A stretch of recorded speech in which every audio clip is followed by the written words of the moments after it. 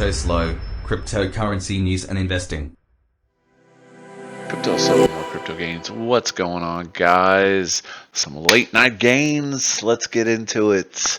Bitcoin trying so hard to get over that 30K. In my opinion, it still looks like it's gonna go back down. But you know, what do I know? I'm not Nostradamus. ETH pretty much a stable coin at this point, sitting at 1858, just kind of bouncing around in those 1800s.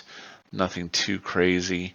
Got your ups and downs. Looks like it's a shorting opportunity, but again, I'm not much of a trader, so not much to speak on that. So what you came for the video for? Oh, my poor Xen. Oh, it's just like an airplane landing.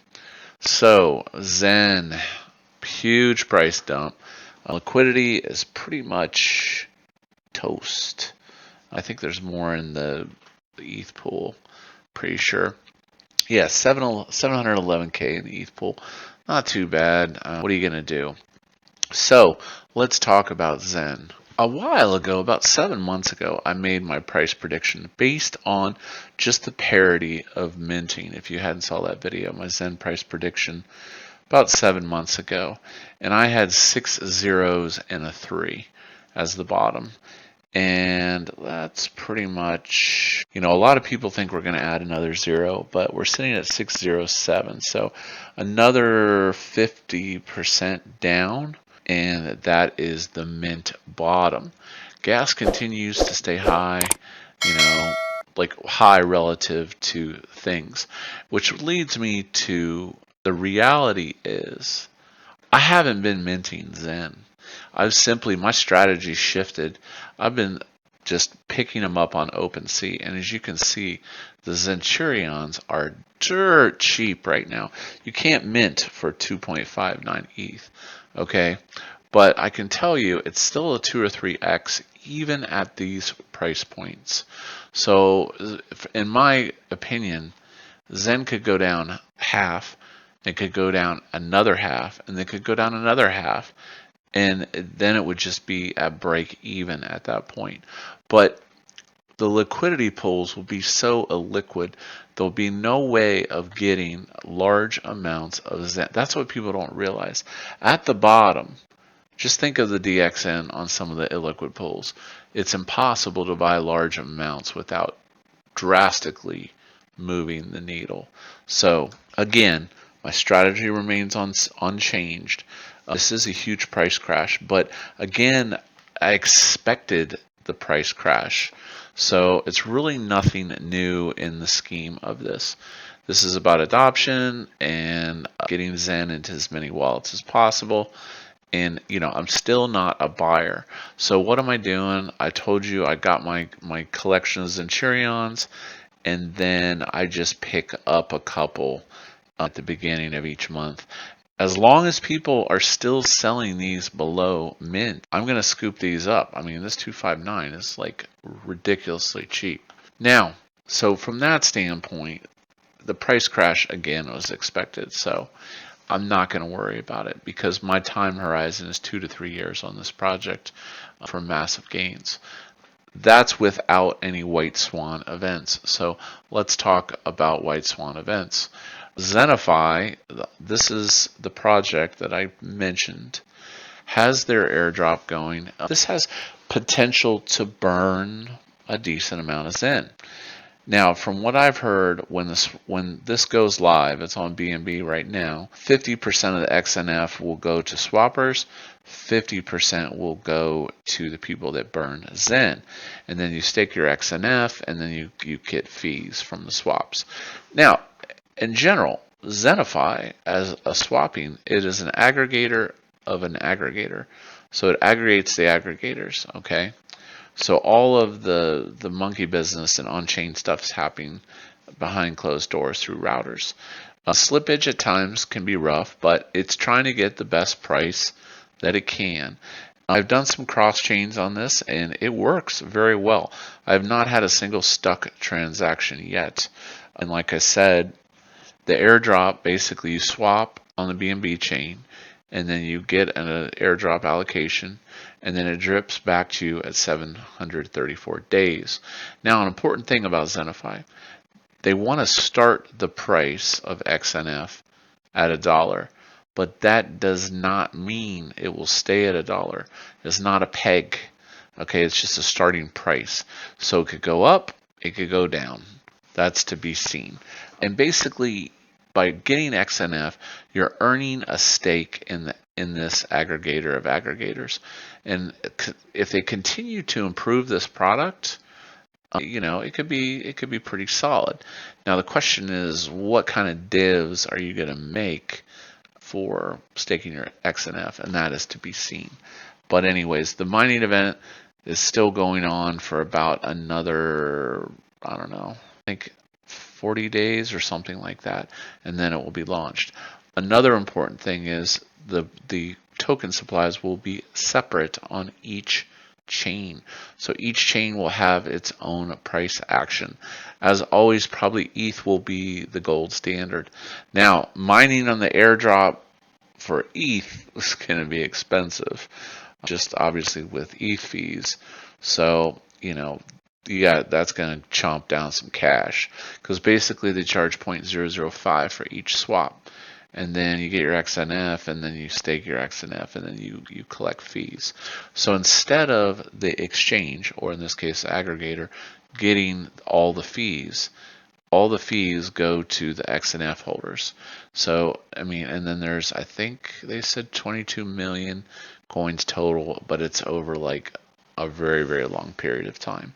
So that is Xenify. Next, we have this Jake Sharp guy. I don't know much about him. He seems pretty confident that he's invented the next widget of the century. So he aims to launch a project with DXN mechanics where people make divs, but I don't know the tokenomics. I'll leave a link down. Well, actually, you can just find Jake Sharp. I don't like to link Twitter accounts on videos, but you can check them out. There really hasn't been anything specific released, but he's saying it's 80% done, smart contract 50%. Doesn't really say anything about audits. So this is possibly another catalyst for Xen to have some price action and burn some Xen. Now the question is, everyone's so upside down that bought Xen, will they burn it to try to create new value? That is a great question. It's going to be tough. Now, first mover advantage on DXN. I talked about DXN, and I just felt from the beginning that the mechanics were zero sum, and that is what happened. The whales ran it up. They sucked out all the liquidity, made hundreds of thousands of dollars, and then moved on. Supposedly, DXN is coming with this DB NFT thing, but I was on AVAX just as a test. I think I got about 10,000 DXN on AVAX. It makes about makes like $5 a day or something. So from an ROI standpoint, it's going to take me 9 million years to break even. But I have that money dripping in, which is nice. And then there's also Xen.game. That is like a key game where you get divs, and then the last person wins the pot. Now, I used to play those key games on Tron back in the day, and typically I lost money. So the question really is Xen.game going to be able to make people money? Or is it? Let's see. I don't know. I have to figure out what their website is, but I haven't followed up on Xen.game. I'll have to give them a look and see. But here's the thing. There's several people trying to build on Xen to get that price action. But my strategy is still get as many coins as I possibly can. I'm taking that max pain route, and hopefully after a year, then I will be maximizing my time frames on those mints. And again, I'm just picking them up on an OpenSea. Doesn't make sense. Now, on to my baby. Elephant. Oh my goodness. 72,000 BNB. Just absolutely killing it. And I'm going to tell you, everybody hates the champ. So, be forewarned. People will try to fudge you out of their bags. Looking at his treasuries, we covered the flippening the other week, and treasuries are looking really good. So we had that crossover where the LP pools are blue and the treasury is red, and liquidity attracts liquidity. And as you can see, the angle of increase is starting to possibly go parabolic. So looking for big things out of this. The community as a whole wants this right now, as of now, seems like they want this baby to rocket to 1 billion plus. So that'd be freaking amazing. So the all-time high was like the 606, with this leading number 2 is a 6. But yeah, still got my bag. It's just killing it, man. So if you're not part of the herd, very positive community. Stay in your lane, stay focused. Our focus is building the biggest DeFi dApp ever created on the BNB chain, and I really think the elephant is headed that direction. NFTs, 5,500 have sold. I mean, this thing, it's selling out fast. I still need to get more NFTs before 10,000. I got my initial 4, but like I said, I was doing some mining and some other stuff. So, but elephant money, it's just awesome. Futures, passive income, elephant store of value. And I like to talk about this. Everybody talks about the elephant parabolic action. And the thing is, it's not a destination. It's a journey. At the end of the day, we want elephant to moon so that we can get yield on passive income. That is the mechanic, And I mean, it depends what your goal is, but my goal is yield. And with that, think of it, it's not a destination, it's a journey. So it's an ends to a means. So keep it up. Elephant's killing it. Moving on over to the grapes. Floor slipped a little bit since the last video, but nothing has changed. I'm ultra bullish on this project. I'll disclose, I've got a fair amount of these now. I've been collecting them, and it's probably the most I've ever had in an NFT project. I usually don't spend a lot of time on NFTs because it's very time consuming. And quite honestly, I feel like I just got lucky with grapes, and I came across it and I got in, and it's totally killing it. Where was that? So yeah, grapes. The big thing with grapes is the IDO that's coming up. So if you have a grape, you're going to get an allocation. Does that mean it's an airdrop? It's a great question. How much do I get? That's a great question. Do bunches matter? That's a great question. So, when you're, one of the number one questions that people have about the grapes is, how do I mine bunches? You mine bunches by just holding a grape. So simply by not listing it, you start earning 1 bunch a day for your grape.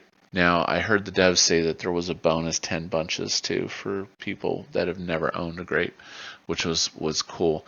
So basically, if you don't list it on OpenSea, you're automatically mining your bunches.